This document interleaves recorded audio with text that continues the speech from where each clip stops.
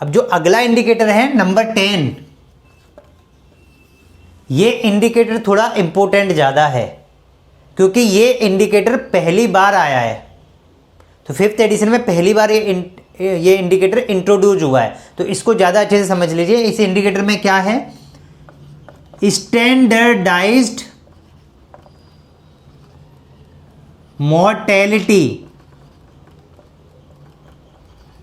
Ratio for ICU, ये इस indicator का नाम है। बाकी जो हमने इंडिकेटर्स पढ़े या हम आगे भी पढ़ेंगे वो इंडिकेटर्स तो हम पहले भी 4th एडिशन में भी बुक में आए हुए, तो बहुत सारे लोगों को पता होगा। लेकिन ये इंडिकेटर जो है ये नया इंडिकेटर है, तो इसका हमें पूरा पता होना चाहिए कि कैसे हमको इसको कैप्चर करना है, क्या इसका फॉर्मूला है, वो सब चीज़ें हम डिस्कस कर लेते हैं।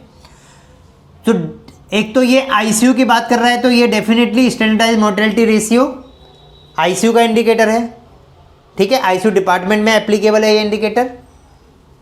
इसका फॉर्मूला क्या है, तो इसका फॉर्मूला है आपका एक्चुअल डेथ्स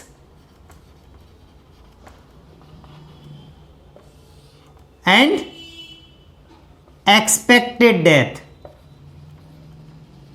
या आप इसको बोल सकते हैं प्रिडिक्टेड डेथ्स। सो ये डेटा हमको रेशियो में निकालना है, ठीक है। तो इसका मतलब क्या है कि 1 = 2 मीन्स नॉर्मल है, इतना तो एक्सपेक्टेड था आपका, मतलब आपने एक डेथ प्रिडिक्ट की थी और एक ही एक्चुअल डेथ हुई तो नॉर्मल है। लेकिन अगर ये आपका डेटा एक्चुअल डेथ का इस वाले डेटा से हायर साइड है, जैसा कि मैंने साइन बनाया हुआ है, तो ये हायर देन प्रिडिक्टेड हो गया या हायर देन एक्सपेक्टेड हो गया। और अगर ये, तो इसका मतलब ये लोअर देन प्रिडिक्टेड या एक्सपेक्टेड हो गया। तो आपने एक्सपेक्ट करी थी डेथ मान लीजिए 2, लेकिन हुई 1, तो ये लोअर हो गया, गुड, बहुत अच्छा है।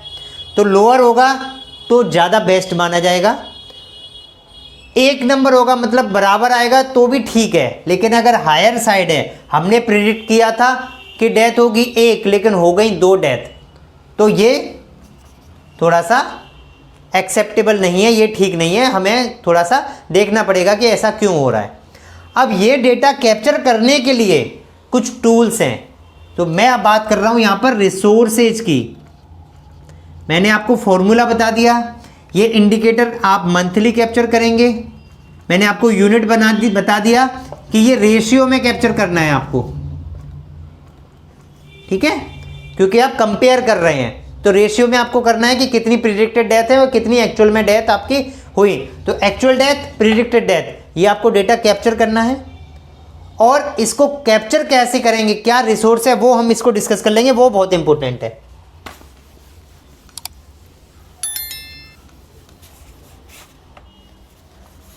इसके लिए कुछ टूल्स हैं,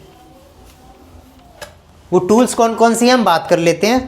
जैसे अपाचे, APACHE, अपाचे बाइक नहीं, जो बाइक आती है वो अपाचे नहीं, यहां पर अपाचे का मतलब है acute physiology and chronic health evaluation. So ये अपाचे एक स्कोर होता है, इसका फॉर्म होता है, वो फॉर्म आप फिल कर सकते हैं जो भी पेशेंट आपके पास आईसीयू में आए with in 24 hours of admission in the ICU, ठीक है। इस डिटेल में आप और अपने आईसीयू के जो इंचार्ज हैं, जो भी क्रिटिकल केयर इंचार्ज हैं, उनसे आप डिस्कस कर सकते हो कि कौन सा फॉर्मेट हमें यूज करना है। इसके अलावा आपका एक फॉर्मेट होता है सोफा स्कोरिंग जिसको बोलते हैं, सीक्वेंशियल ऑर्गन फेलियर असेसमेंट। सो ये स्कोर भी आप सोफा स्कोर इंप्लीमेंट कर सकते हैं अपने हॉस्पिटल में। इस डेटा को standard mortality ratio for ICU को कैप्चर करने के लिए। इसके अलावा आपका होता है सेप्स। सेप्स क्या होता है? Simplified acute physiology score. तो ये स्कोर अपाचे में भी कई होते हैं, अपाचे 1 2 3 4 कई सारे। तो आपको कौन सा इंप्लीमेंट करना है वो आप अपने आईसीयू के इंचार्ज से डिस्कस कर लीजिए। इसके अलावा एक होता है एमपीएम,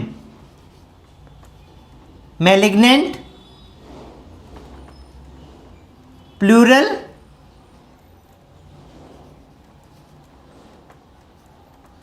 मैलिग्नेंट प्लूरल मेजोथेल्मियो।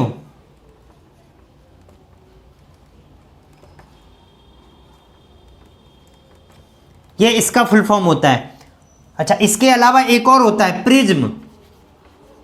एक तो प्रिज्म आप उसमें बनाते हो मैथमेटिक्स में, यहां पर प्रिज्म का मतलब है ये आपका पीआईसीयू के लिए होता है जनरली। तो ये होता है paediatric risk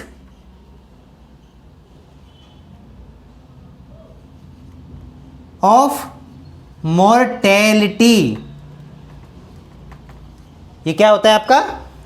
paediatric risk of mortality. तो ये पीआईसीयू में आपका इंप्लीमेंट होता है। बाकी आईसीयू तो आपको कौन सा वाला इंप्लीमेंट करना है वो कोई सा भी आप चूज करके अपने कंसल्टेंट से डिस्कस करके, जो आपके आईसीयू के इंचार्ज हैं उनसे डिस्कस करके उस स्कोरिंग पैटर्न को इंप्लीमेंट करिए अपने हॉस्पिटल में, जिससे आपका ये पता लगेगा कि जो स्कोर है वो स्कोर आपको बताएगा कि पेशेंट की डेथ हो सकती है, चांसेज हैं या नहीं हो सकती है, तो प्रिडिक्ट करेगा। तो इन किसी भी स्कोर पैटर्न को आप यूज करके क्या पता करेंगे? प्रिडिक्टेड डेथ है या नहीं है। और एक्चुअल में तो जो डेथ होगी वो आप डेटा लिखते ही हो। तो जब एक्चुअल डेथ का डेटा आप महीने के एंड में कैप्चर करेंगे कि आईसीयू में कितनी डेथ हुई आपकी और प्रिडिक्टेड डेथ कितनी थी आपकी स्कोर के हिसाब से, वो डेटा कैप्चर करेंगे। फिर उसको आपको कंपैरिजन करना है कि बराबर थी, हायर साइड है, डेथ ज़्यादा है एक्चुअल में, प्रिडिक्टेड कम थी, या प्रिडिक्टेड ज़्यादा थी, डेथ कम हुई है। इस मीन्स अच्छा आपका आईसीयू डिपार्टमेंट अच्छे से मैनेज कर रहा है कि प्रिडिक्टेड ज़्यादा होते हुए भी डेथ को आप कम कर रहे हो, तो अच्छी सर्विसेज दे रहे हो। तो इस चीज़ को कैप्चर करने के लिए ये आपको फॉर्म्स यूज करने हैं। ये क्लियर हो गया आपको? ठीक है, इन फॉर्म्स के बारे में आप और अच्छा पढ़ सकते हैं, अपने जो भी क्रिटिकल केयर इंचार्ज हैं आप उनसे डिस्कस कर सकते हैं। ठीक है, चलिए, थैंक यू।